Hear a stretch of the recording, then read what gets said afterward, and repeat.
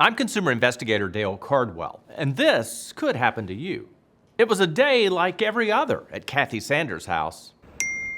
Until it wasn't. I received a text stating that someone attempted to withdraw $1,500 from the ATM. Was that you?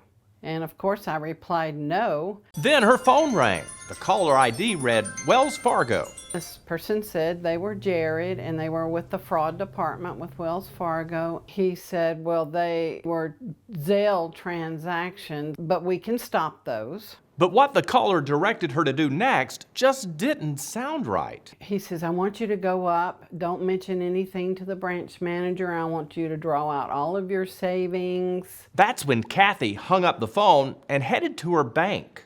We were explaining the situation to the branch manager. She said, did you give him your PIN? And I said, I did not. The only thing I gave him was my email address.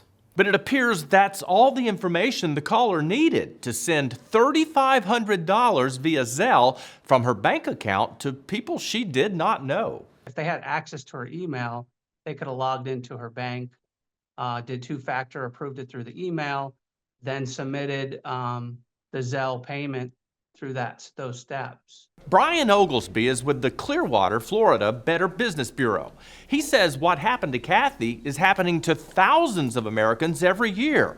In some cases, it's a scam, while others fall under the definition of fraud. If you've been frauded, then you have recourses to recoup those money.